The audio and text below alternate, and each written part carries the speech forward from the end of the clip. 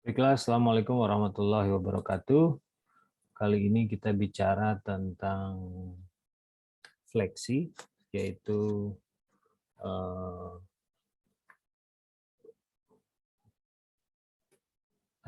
fleksi atau morfologi infleksional adalah proses morfemis yang diterapkan pada kata sebagai unsur leksikal yang sama, sedangkan derivasi atau morfologi derivasional adalah proses morfemis yang mengubah kata sebagai unsur leksikal tertentu menjadi unsur leksikal yang lain.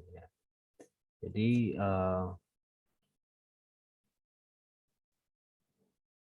proses-proses morfologis ini ada fleksi dan derivasi. Fleksi itu dia penambahan morfemnya atau proses morfemik atau afiksasinya itu tidak membentuk unsur lain. Fleksi ya. Nah, ada kalau terjadi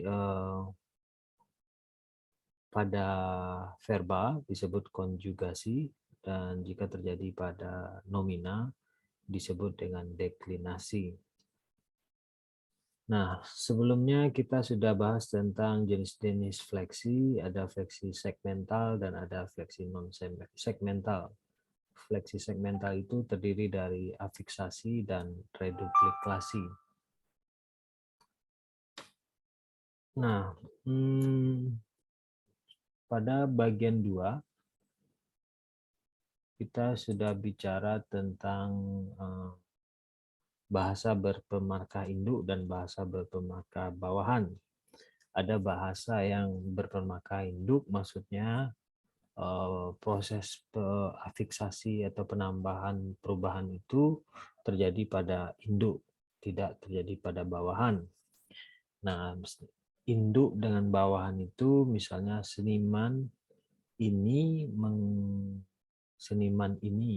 yang menjadi bawahan. Sementara induknya adalah seniman. Kalau terjadi pada bagian induknya diberi afiks, maka disebut bahasa berpermaka induk. Sedangkan jika afiksasinya itu terjadi pada bagian ini atau pada bagian bawahan, maka karakter bahasa tersebut disebut bahasa berpemarkah bawahan.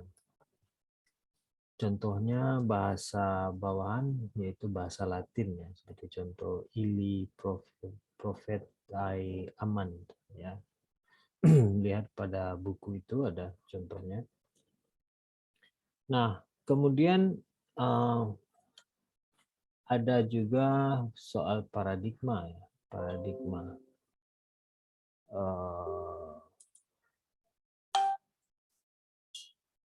Paradigma morfologis itu ada dua. Yang pertama itu paradigma morfologi dan kemudian paradigma perifrastik. Contoh bahasa Jepang ya, contohnya penanda ingkar. Penanda ingkar di kata arimasu menjadi arumasen. Jadi N itu adalah penanda negasi atau penindakan. Dan penanda tidak, pemarkah tidak itu adalah N. N itu berupa morfologis. Sementara dalam bahasa Indonesia, dari ada menjadi tidak ada itu dengan penambahan leksikal tidak. Jadi bahasa yang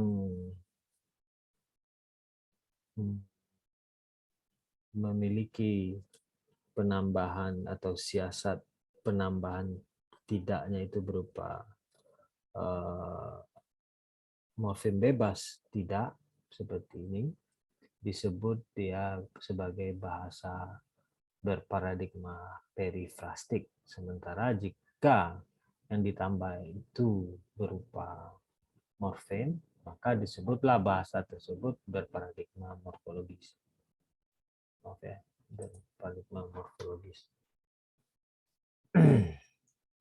Jadi ini penting untuk melihat tipologi bahasa. Nah, untuk pertemuan kali ini kita bicara afiksasi verbal atau konjugasi, di mana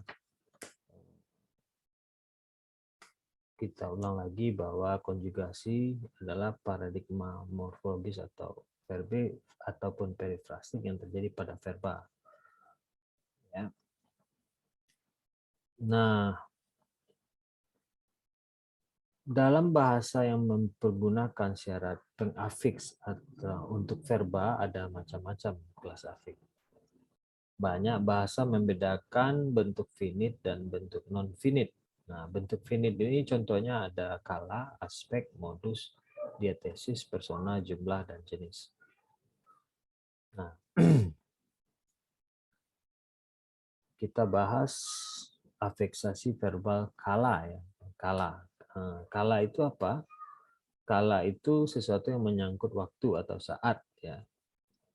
Saat terjadinya kala secara umum itu mungkin ada dua, dalam bahasa tertentu menandai hanya dua saja, seperti bahasa Inggris ada bahasa lampau dan masa sekarang atau masa present, dan ada juga bahasa yang menandai tiga, yaitu present atau masa sekarang, dan masa lampau dan masa akan datang atau futur. Seperti contohnya dalam bahasa Latin, Anda perhatikan bahwa bentuk bentuk presentnya itu ditandai dengan bentuk dasarnya itu dari kata amare, yaitu mencintai, amare. Dalam bentuk presentnya menjadi amo, jadi dia ini paradigma morfologis ya. Kalau dia futurnya menjadi amabo, ya, ini ada dan perfektanya menjadi amavi. Kalau futur anteriornya itu menjadi amavero. Nah, penambahan afik-afik ini dalam merupakan penanda kala dalam bahasa Latin. Nah, dalam bahasa Indonesia tidak ada penambah tidak ada penambah seperti ini karena bahasa Indonesia tidak menandai kala. Ya, contohnya aku mencintai, tidak ada. Nah, ini ada keterangan waktu yang ada. Aku dulu sedang mencintai. Kita tidak ada penanda perubahan kata kerja yang menandakan kala, tapi hanya menambahkan kata atau menambahkan morfem tunggal atau keterangan waktu ya, keterangan waktu yang benarnya. Dalam bahasa Inggris ada itu ditandai dengan penambahan ed, seperti I work menjadi I worked. Jadi kala dalam bahasa Inggris ditandai dengan penambahan morfem ed. Ya. Itulah yang afiksasi verbal kala dalam berbagai bahasa. Selanjutnya yaitu afiksasi verbal yang kita lihat pada aspek. Aspek itu apa? Nah, kalau kala tadi adalah menyangkut waktu, sedangkan aspek adalah yang menyangkut apakah sesuatu itu akan dikerjakan atau mulainya atau terjadinya, berlangsungnya atau selesainya. Ya, seperti imperfect itu ya. Nah, contoh dalam kalimat ini, dia sedang menulis. Nah, aspek di dalam bahasa Indonesia ditandai dengan muncul kata sedang ini. Sedangkan itu sedang terjadi ya. Berarti itu apakah terjadinya ya. Dalam bahasa Inggris ditambah dengan be. Penambahan be dengan ditambah ing. Ini ya, ing. bahasa Inggris. Nah, dalam bahasa Indonesia misalnya telah ditandai dengan penambahan kata telah. Nah, dalam bahasa Inggris dia ditambah menjadi seperti dia telah kembali, ditambah dengan kata bantu has dan tambah bentuk kata kerja ketiga. Nah, jadi penanda aspeknya itu adalah penambahan kata kerja ketiga. Itu tentang fiksasi verbal penanda aspek. Berikutnya ada afiksasi verbal berupa modus. Modus itu adalah sikap penutur terhadap apa yang dituturkan. Nah, seperti ini dia ingin pulang, ingin ini menjadi penanda. Atau kata semoga ini menandakan sikap ya, semoga dia berhasil. Nah, ini yang kemudian menjadi penanda modus berupa perifrastik ya, bukan berupa morfologis. Nah, dalam bahasa Inggris juga ditandai dengan penambah may ya, semoga ya. Ini disebutnya modal atau modus. Nah, ini ada contoh lain. Mereka pergi, katanya.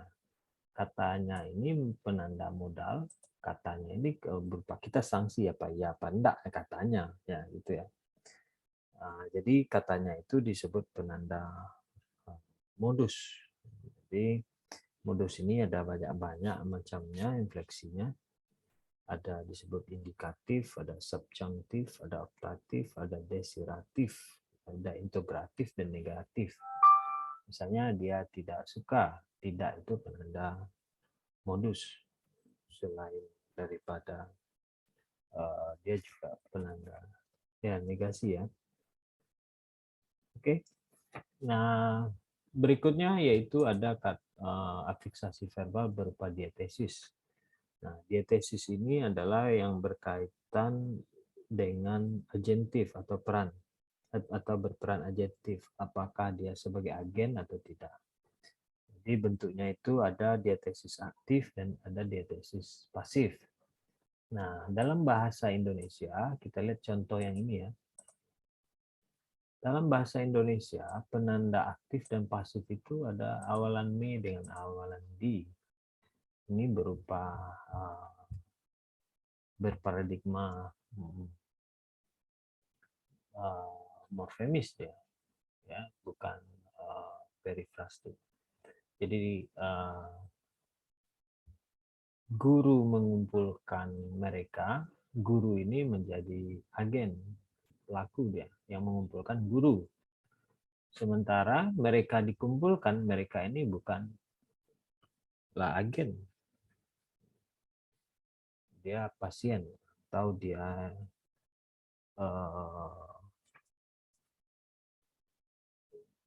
orang yang dikumpulkan. Nah, di dalam bahasa Inggris, penambahan been ini dalam bentuk pasif atau penambah, lalu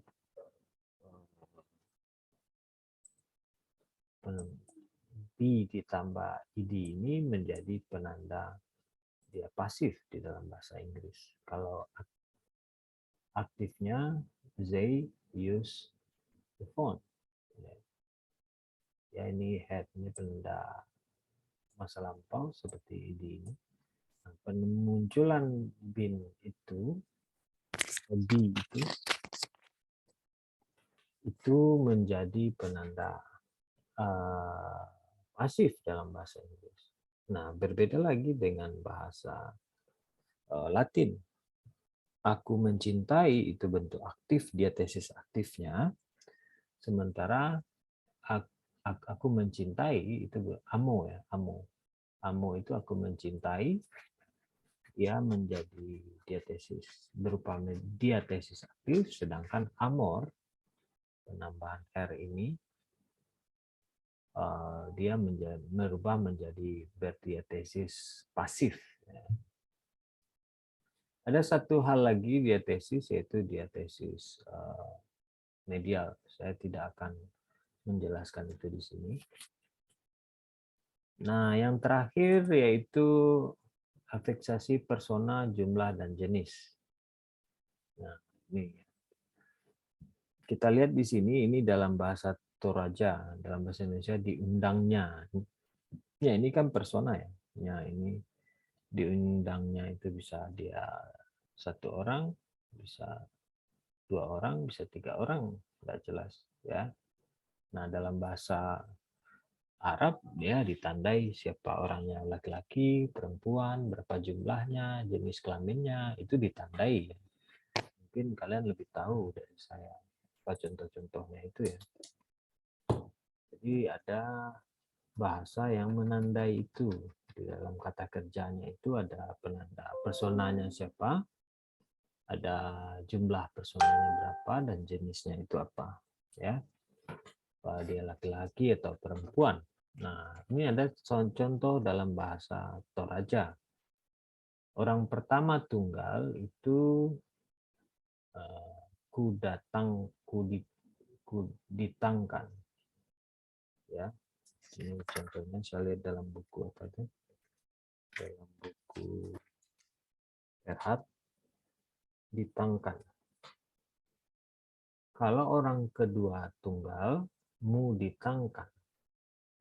Kalau orang ketiga tunggal, na ditangkan. Jadi di sana ada ku, ada mu, ada na. Dia membedakan bahasa ini dalam bahasa Toraja. Dalam bahasa Indonesia tidak ada pembeda itu atau penanda itu. Kalau dia eksklusif, jamak ya, orang pertama jamak menjadi ki ditangkan. Tapi kalau dia jamaknya inklusif menjadi ta ditangkan. Nah, kalau orang kedua jamak, ni ditangkan, orang ketiga jamak, na ditangkan. Nah, kira-kira seperti ini. Dalam bahasa Indonesia dia berupa frasal, dia seperti aku ditangkap, engkau ditangkap, ia ditangkap, kami ditangkap, kita ditangkap, kalian ditangkap, mereka ditangkap. Dalam bahasa Indonesia dia bukanlah berupa afiksasi ya. Tapi di dalam bahasa Indonesia, bahasa Toraja dia berupa afiks. Seperti tadi juga ya, ini afiks ya. Nah, di sini juga afiksasi itu berupa modal katanya. Nah, tetapi di dalam bahasa tertentu dia tidak, ya yang ini yang afiksasinya yang ini ya. Apakah ada hari masuk kakak ini yang menjadi penanda ya. Tapi kira-kira yang modus itu apa? Tetapi di dalam bahasa ini dia ingin pulang itu yang contoh modus ingin itu, tetapi di dalam bahasa Indonesia bukanlah berupa afiksasi. Nah, semoga dia berhasil itu dia bukan afiksasi. Nah, afiksasi itu ada dalam beberapa contoh bahasa yang lain ya. Contoh bahasa Latin itu dalam bahasa Jepang ini contoh afiksasi modus. Ini yang contoh afiksasi modus. Ini contoh modus ya. Tapi contoh afiksasi modus yang ini. Dan aspek ya, ini yang penanda afiksasi aspek. Ya. Kalau dalam bahasa Indonesia tidak berupa afiksasi dia. Oke. Dan begitu juga kala. Kala dalam bahasa Indonesia tidak ada, dia hanya penambahan keterangan waktu. Oke, demikian saja untuk pertemuan ini. Terima kasih. Assalamualaikum warahmatullahi wabarakatuh.